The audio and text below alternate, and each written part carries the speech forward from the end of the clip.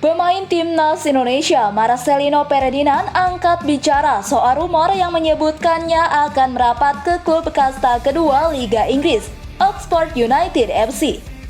Dia tidak menampik adanya komunikasi dengan Oxford United FC.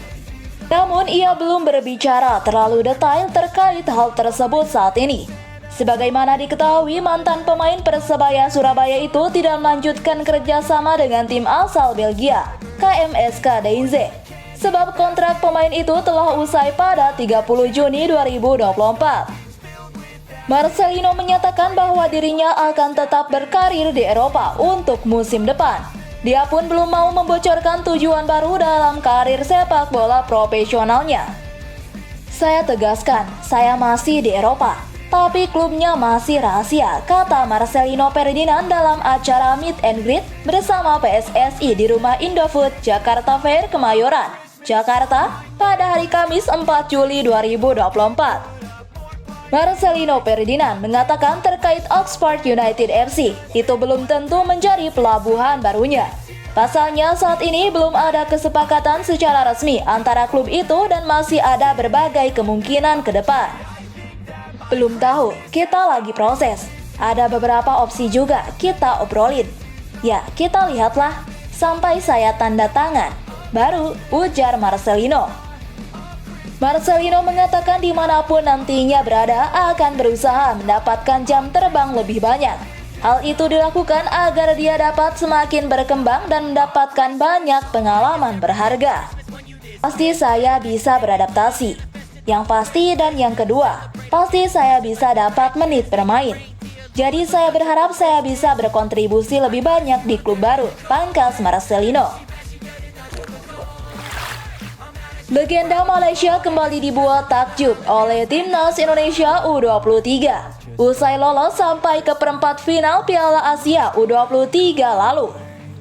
Selvi Sali yang merupakan seorang legenda sepak bola Malaysia dibuat takjub dengan Timnas Indonesia U23 yang lolos perempat final Piala Asia U23 2024. Ia menyebut bahwa Timnas Garuda terus tampil cemerlang di pentas Piala Asia U23 2024 lalu. Timnas Indonesia sendiri memang berhasil berpesta gol ke gawang Timnas Yordania kala berhadapan di laga terakhir Grup A Piala Asia U23 2024. Indonesia terus berprestasi di pentas Piala Asia U23 setelah sukses mengalahkan Yordania di laga pamungkas Grup A. Ini terlalu gila. Indonesia membuktikan kalau mereka benar-benar menuju masa kejayaan. Timnas Malaysia perlu mencontoh Indonesia, ungkapnya.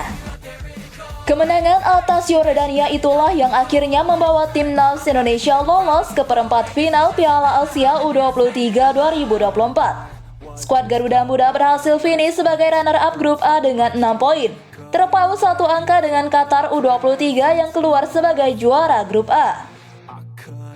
Di babak perempat final, tim asuhan Sintayong harus menghadapi Korea Selatan. Pertandingan perempat final Piala Asia U23 itu menyajikan duel seru dengan skor imbang 2-2. Serta drama adu penalti dengan skor 11-10 yang dimenangkan oleh Indonesia. Kesuksesan itu tak menutup kemungkinan membuat Malaysia sangat iri. Apalagi mereka gagal total di PES Group tanpa meraih satu kemenangan pun. Maka dari itu, mantan striker Timnas Malaysia Selvi Sali menilai para pemain Indonesia memiliki penampilan yang baik di level atas berkat liga mereka. Ia pun juga menerangkan faktor yang membuat sepak bola Malaysia kini tertinggal jauh dari Indonesia.